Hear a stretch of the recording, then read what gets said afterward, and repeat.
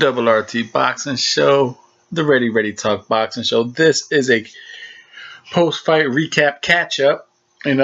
I noticed that I think it was on the 13th. It was Shu Kan was making his USA debut on a Golden Boy card, but it wasn't televised. And ESPN does weird stuff. It was on ESPN3, but it wasn't listed, so I finally got to come around and see it now. So I was going to do that one, then I remembered and realized I didn't do a post-fight recap on the female title bout that night either, and I really wanted to cover that one. And that was when Franchon Cruz Dezern defeated Marcelo Cornejo for the vacant WBC female super middleweight title, the one that Clarissa Shields was giving up. Now, it's obviously that Marcela Cornejo was the what's the word they used, the house fighter. It was set up for her to win this belt. They wanted her to win the belt. The commentators were talking like she was putting up a good fight. They obviously it was the setup for her to fight Clarissa Shields. They're always somehow hoping they could somehow get that fight. Between YouTube interviews, you always see Cornejo saying, "Yeah, if the money's right, yeah, me and Clarissa Shields, we're definitely gonna fight. We're definitely gonna fight. Yeah, we're definitely gonna fight. We just gotta get paid right. We gotta get paid right." So this was definitely the setup for that fight to happen. If Cornejo could get this belt, Clarissa Shields go after Christina Hammer, whatever happens with that undisputed bout, maybe she could come back up and fight Cornejo just for a nice little money name. It's possible she could still do it, but let me see.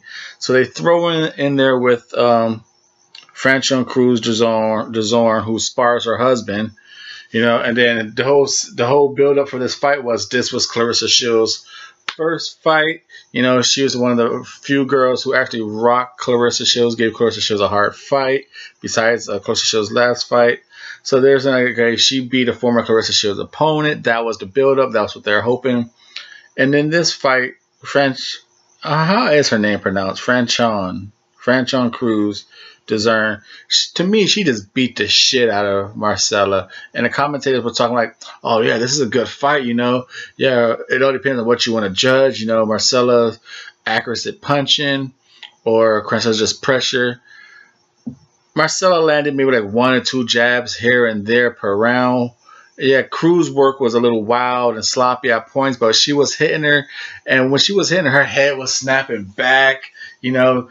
Cornelia was on the back foot, and it wasn't like a back foot defense. It was scared. It's scared moving.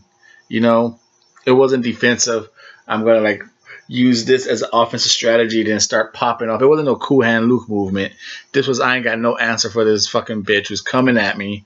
If I stay still, she's gonna fuck me up.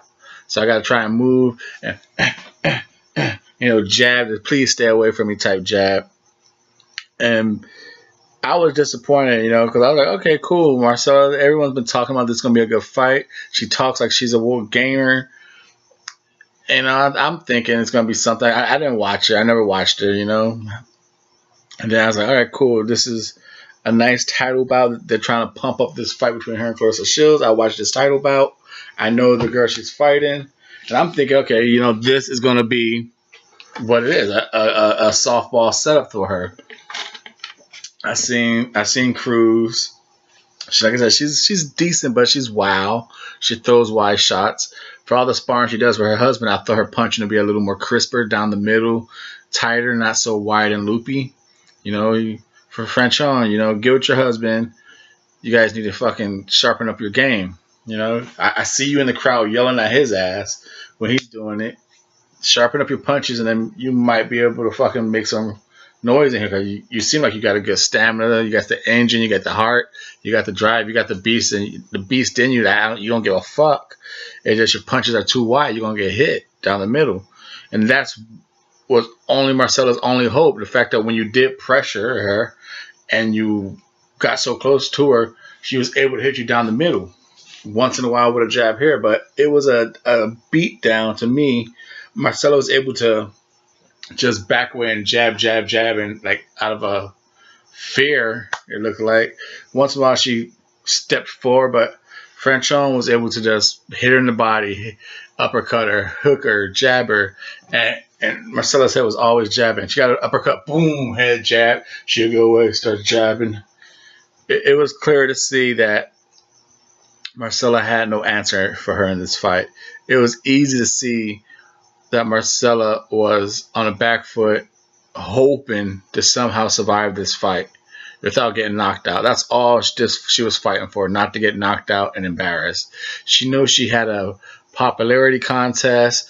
She's like, fuck, I can't get knocked out. I can't get knocked out. I can't get knocked out because I'm getting beat up. I'm getting beat up. It was on her face. And Cruz saw it. Cruz like, I'm going to fuck this bitch up. And the commentary was like, oh, this is a tough fight. Back and forth. It wasn't. Like I said, this is a late night post-fight recap catch-up for the 13th. Franchon Cruz Dizarn beats Marcela Cornejo by a majority decision, which I had a clean sweep. I had unanimous decision for Cruz. She became the new WBC female super middleweight champion. Recap catch-up right here on the Ready Talk Boxing Show. Follow it at RRTB Show on Twitter, RRTB Show. I'm your host, Mr.A. Thumbs up. Let's take that 507 subscribers up to 1,000 new viewers. Thank you for your time and support.